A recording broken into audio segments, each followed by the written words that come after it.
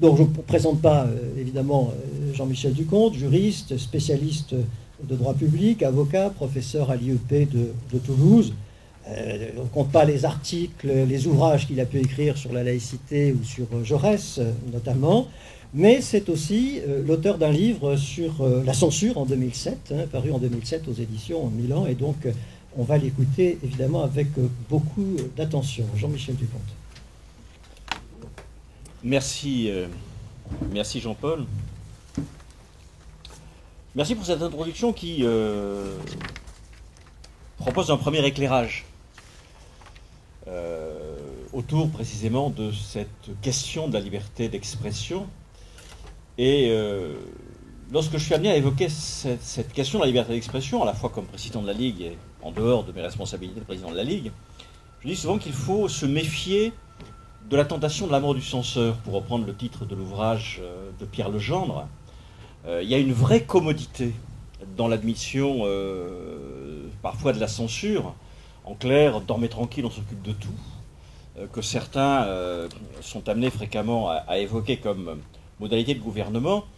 C'est une vieille tradition. Le premier qui, à mon sens, l'a clairement exprimé, c'est la Boétie dans le contrat, dans le discours de la servitude volontaire. La servitude passe d'abord par le fait d'accepter de se soumettre à ce que les autres pensent pour nous, ou sont censés penser pour nous.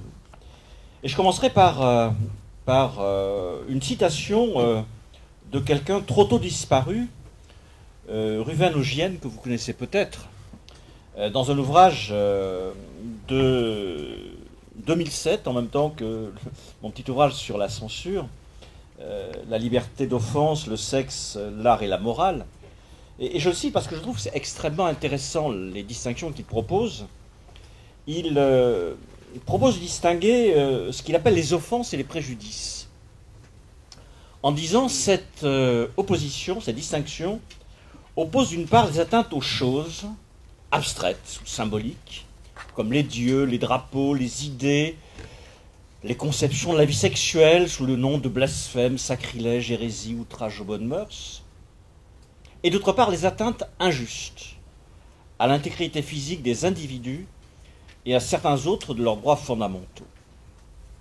Et lorsque j'avais eu l'occasion de me repencher sur la question de la liberté d'expression, c'était à une date dramatique pour la France, c'était en 2015, j'avais ajouté en ce qui me concerne, libre aux musulmans de considérer qu'il est interdit de représenter celui qu'ils considèrent comme leur prophète. L'interdit qu'ils s'imposent au nom de leur croyance ne serait pas alors injonction pour l'humanité entière. Qu'ils se sentent offensés par de telles représentations ne leur confère aucun droit de les censurer, encore moins, bien évidemment, d'assassiner les auteurs de ces représentations. Et à l'inverse, si certains signes religieux sont susceptibles de blesser le regard de ceux qui les observent, cela n'en confère d'autre droit que celui d'exprimer leur désapprobation, pas celui de solliciter le concours de la puissance publique pour en interdire le port, tout autant que cela ne porte pas atteinte à l'ordre public démocratiquement et strictement défini. La liberté d'expression et les limites plus ou moins importantes qu'elle subit constituent, me semble-t-il, un marqueur particulièrement éclairant sur la façon dont une société se représente les conditions dans lesquelles elle se met en mesure de gérer la diversité des appartenances, des convictions, des ressources de sens qui en travaillent en permanence l'unité. Comme l'a écrit, et je citerai quelqu'un aussi pour qui j'ai une grande sympathie, Raoul Vaneguen, rien n'est sacré, tout peut se dire. Ça, c'est le point de départ. Rien n'est sacré, tout peut se dire, du moins dans un espace démocratique, qui précisément trouve dans cette ouverture à la pluralité des expressions la justification la mieux assurée de son existence. Les mots qu'il convoque pour dire son aversion à l'égard de toute censure, voire de toute prudence, Raoul Vaneguen résonne comme un véritable manifeste. Chacun, dit-il, a le droit d'exprimer et de professer à titre personnel n'importe quelle opinion, n'importe quelle idéologie, n'importe quelle religion. Toute idée n'est irrecevable, ou plutôt aucune idée n'est irrecevable, même la plus aberrante, même la plus odieuse. Aucune idée, aucun propos, aucune croyance ne doivent échapper à la critique, à la dérision, au ridicule, à l'humour, à la parodie, à la caricature, à la contrefaçon. Et là, il cite Bataille, qui dit « Je le répéterai sur tous les tons, le monde n'est habitable qu'à la condition que rien n'y soit respecté. » Mais j'ajouterais quand même que ne pas respecter ne veut pas dire tout accepter, tout cautionner. En réalité, ce qui sacralise tue. Et souvent, l'exécration naît de l'adoration. Sacraliser l'enfant est un tyran, la femme un objet, la vie une abstraction désincarnée. Et je reprends le propos de Raoul Vaneigem. Quiconque s'érige en messie, prophète, pape, imam, pope, rabbin, pasteur ou autre gourou a le droit de crier au blasphème, à l'anathème, à l'apostasie, dès l'instant que l'on persifle son dogme, sa croyance, sa foi, mais qu'il ne s'avise pas de susciter une interdiction judiciaire à l'encontre des opinions qu'il exècre, ni d'en vouloir interrompre la diffusion en menaçant leur auteur, selon les méthodes de l'Inquisition, de la charia ou de la mafia, que le sens humain révoque à jamais. Et comme je l'indiquais, considérer que tout peut s'exprimer ne veut pas dire que l'on cautionne tout. Et qu'on manifeste une complicité à l'égard de l'inacceptable, de l'imbécile, du nauséabond. Mais c'est au contraire dire que tout peut s'exprimer, une invitation à formuler les réponses sociales et politiques qui rendent de tels discours, de tels propos inaccessibles à des consciences d'autant plus éclairées que les conditions d'existence qui leur sont faites garantissent leur dignité. Alors, me semble-t-il, perdent de leur attirance les ressources qu'offre la consolation de l'enfermement dans un univers de pensée qui perçoit dans la critique qui peut lui être faite comme une agression insupportable. Favoriser l'échange le plus libre, la confrontation la plus ouverte des opinions, voire des convictions, constitue également le moyen le plus sûr de renvoyer à leur délire les charlatans, faussaires ou négationnistes dont l'écho qu'ils rencontrent doit plus au statut de victime qu'ils construisent à partir de l'interdit qui les frappe qu'au partage des énormités qu'ils professent. Souvenez-vous de Voltaire, qui indiquait qu'il était prêt à se battre afin que puisse s'exprimer ce que lui-même condamnait, dans la mesure où là était le fondement même d'une société de libre expression, d'une société démocratique.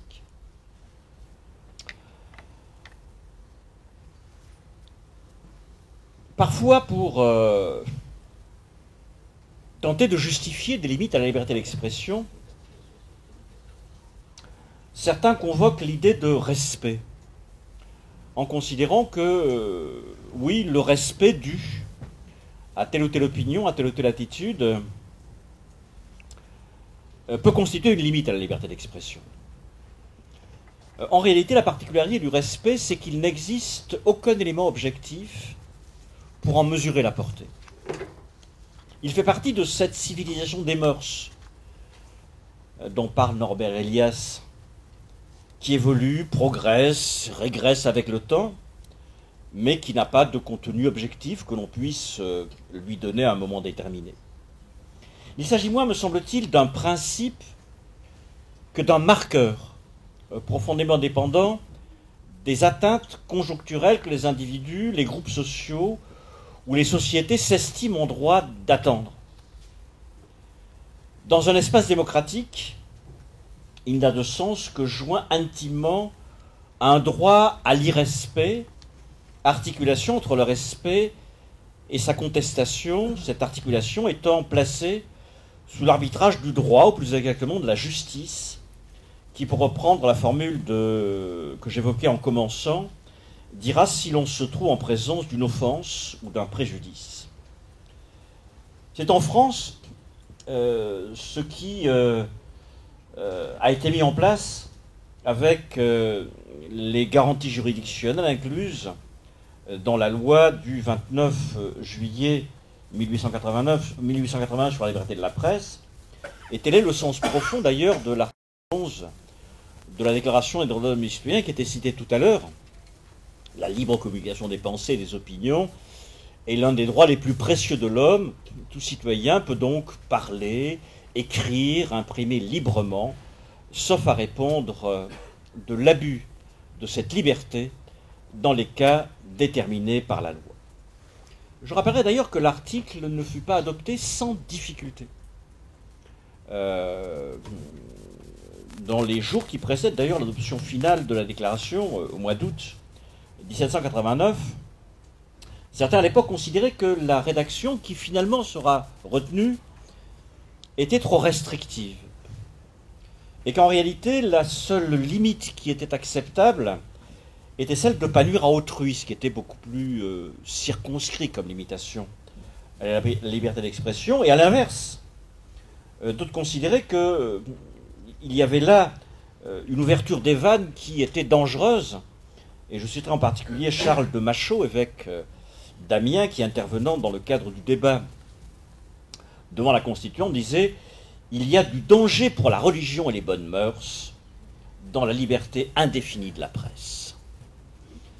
Je précise que d'ailleurs, cette inquiétude face au danger de la liberté de la presse ou de la liberté d'expression, d'autres la retiendront plus tard, puisque c'est un petit peu ce qui va nourrir l'adoption de la loi du 17 mai 1819, réprimant l'outrage à la morale publique et religieuse et aux bonnes mœurs, et qui sera notamment sollicité pour juger des fleurs du mal de Madame Bovary et des mystères de Paris d'Eugène Sue.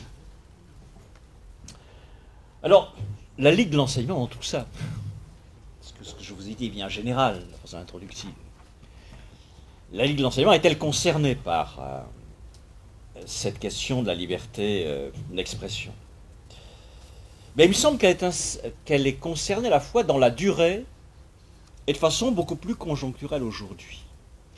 Elle est concernée dans la durée, la Ligue de l'enseignement, ou au travers plutôt des principes qui la fondent ou qui fondent l'action qui est la sienne et qui me semblent la constituer en défenseur naturel de la liberté d'expression, qu'il s'agisse de la laïcité et de l'éducation.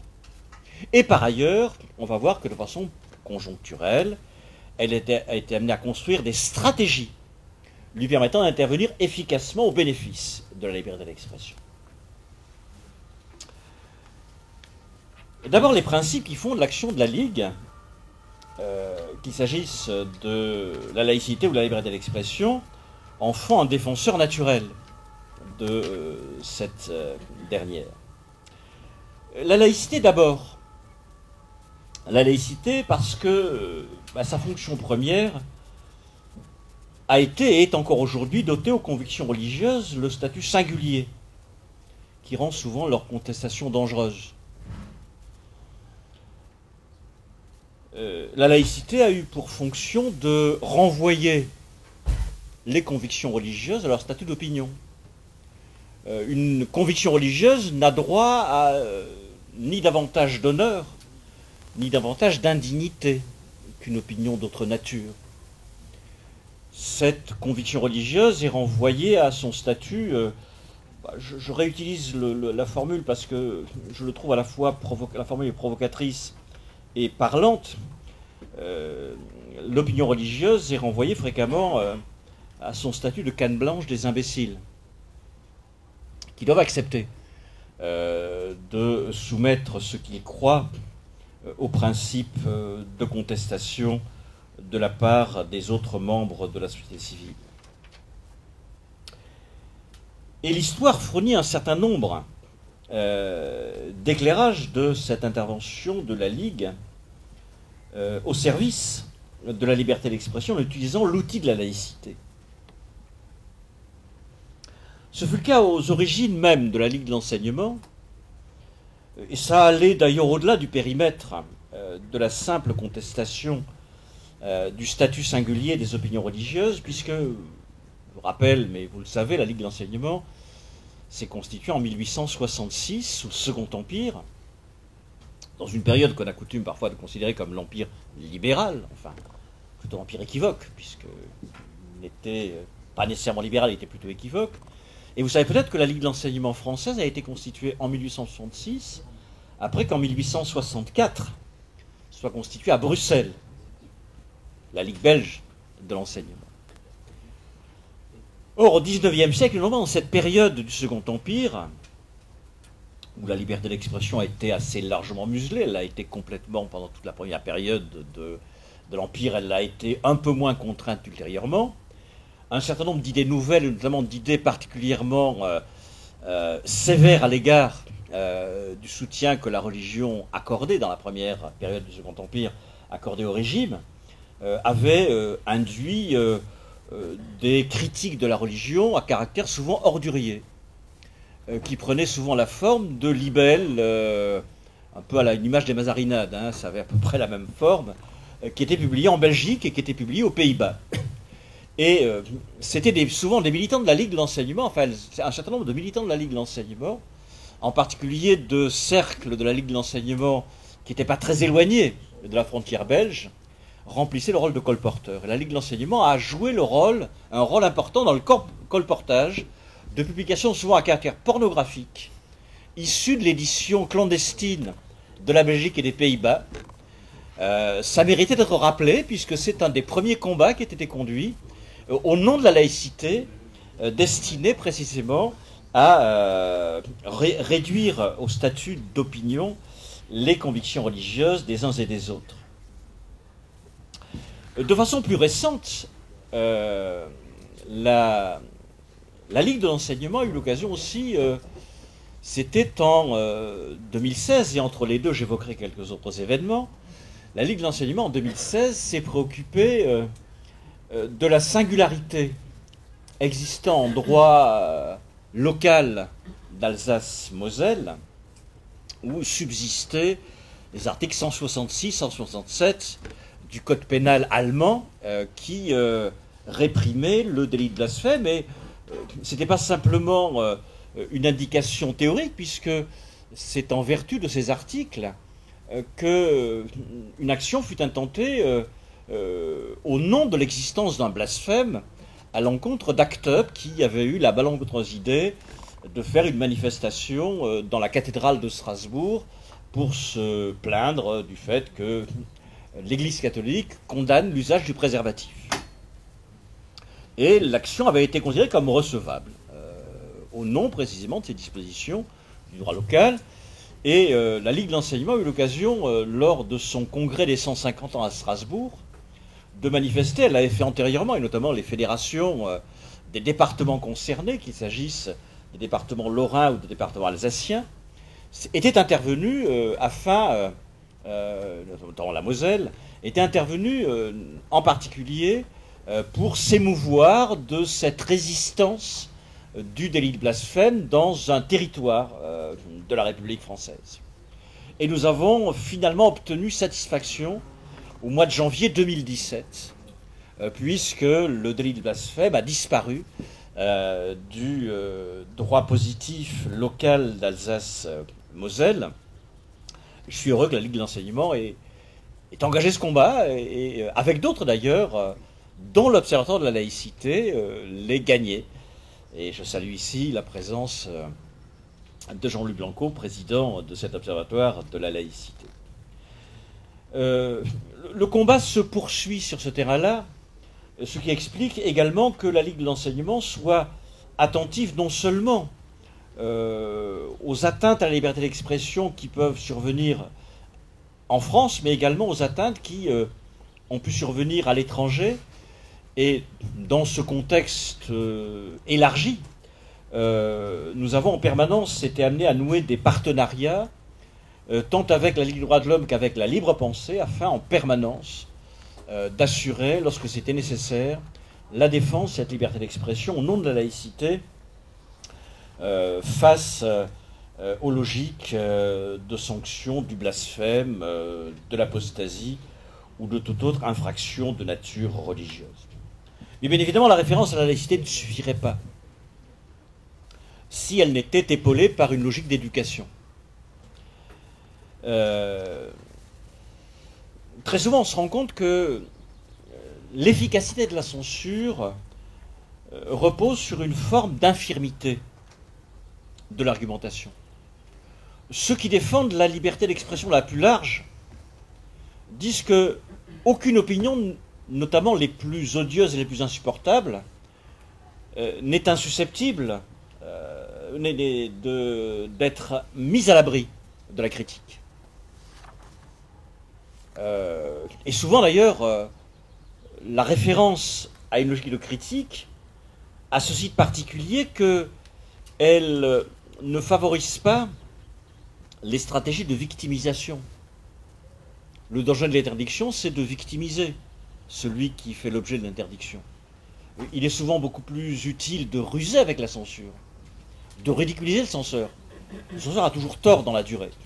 Sauf que dans l'instant, le censeur exerce son pouvoir, et la seule façon souvent de résister au censeur, c'est de se livrer à une démarche éducative. Et je reprendrai d'abord Voltaire qui disait que brûler un livre de raisonnement, c'est dire « nous n'avons pas assez d'esprit pour y répondre ».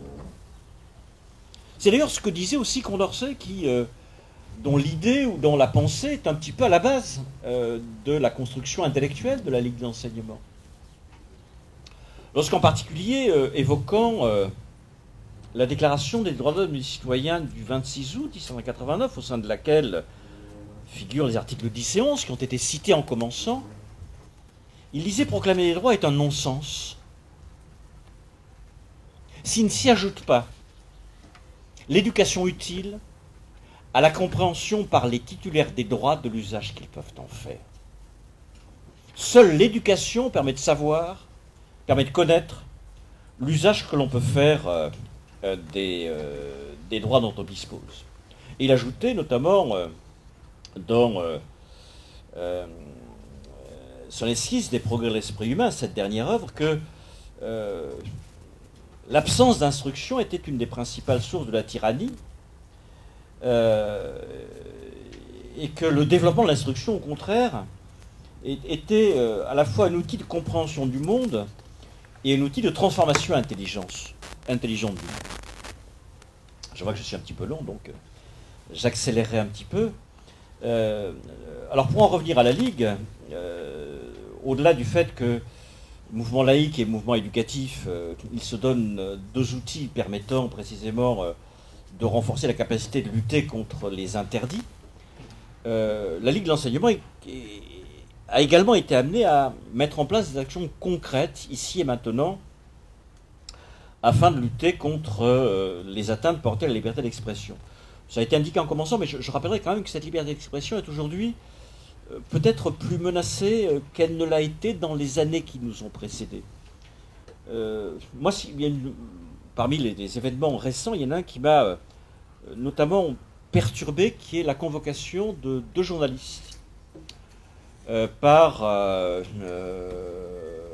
les services de la lutte contre le terrorisme, afin de demander à l'un des comptes sur la façon dont avait été relaté un des épisodes de l'affaire Benalla, et l'autre pour demander des comptes, c'était Le Monde qui était concerné, à propos d'un article sur les ventes d'armes à destination du Yémen, au nom de la protection de je ne sais quel intérêt national supérieur. Et on peut ajouter à ça toute une série d'autres phénomènes. Donc il y a effectivement incontestablement aujourd'hui un appesantissement de la censure publique ou de la volonté de faire taire les journalistes. Mais on peut aussi ajouter ce qui a été indiqué concernant les suppliantes, où on voit des censures identitaires qui sont mises en avant. Les différentes églises n'ont renoncé à rien en ce qui concerne les censures. Il y a celle des imbéciles, il y a également la censure économique. Lorsque par exemple Bolloré fait obstacle à ce qu'une émission soit diffusée sur tel ou tel comportement de ces entreprises en Afrique, c'est de la censure.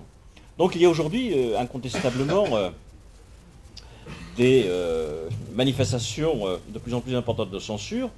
Et la Ligue de l'enseignement a réagi de deux façons. D'une part, par le soutien à la création. La Ligue de l'enseignement a une action culturelle relativement large, et elle considère que la première modalité de défense de la liberté d'expression, c'est de soutenir la création culturelle afin de permettre, de la façon la plus large possible, à cette création culturelle de venir précisément interpeller les consciences. En second lieu, elle a été amenée aussi à créer des outils permanents visant à assurer une garantie, lorsque c'était nécessaire, de la liberté d'expression. Je pense en particulier à l'Observatoire de la liberté d'expression, dont la Ligue de l'enseignement est une des associations fondatrices avec la Ligue des droits de l'homme, et avec d'autres d'ailleurs, qui lorsque, ça a été le cas pour les suppliantes, lorsqu'une mesure de censure intervient, est amenée à saisir les médias et à saisir l'opinion publique afin précisément de dénoncer cette censure. Nous avons également, et je vais avoir terminé parce que je vois que mon temps se clôture, nous avons été amenés aussi à nous livrer à des actions d'éducation au décryptage des médias, ce qui notamment avait été mis en œuvre à une époque qui paraîtra à certains relativement ancienne, celle de l'Université de la communication, dans le cadre de laquelle précisément la Ligue de l'enseignement s'était attachée à favoriser l'apprentissage de l'usage des médias par les jeunes générations. Mais ce décryptage des médias continue aujourd'hui notamment au travers de la dénonciation des fake news. Je terminerai en disant que la Ligue de l'enseignement, comme militant de la Ligue de l'enseignement, nous sommes à la fois des héritiers et pour partie des éclaireurs. En tant qu'héritier, il me semble que nous avons une obligation de fidélité aux engagements qui ont été pris dès la construction de la Ligue de l'enseignement et au cours de l'histoire de la Ligue de l'enseignement. En tant qu'éclaireurs, nous avons, me semble-t-il, une obligation d'indignation afin de permettre, chaque fois que c'est nécessaire, d'aller vers une dénonciation claire et précise de ce que sont les atteintes à la liberté d'expression. Merci.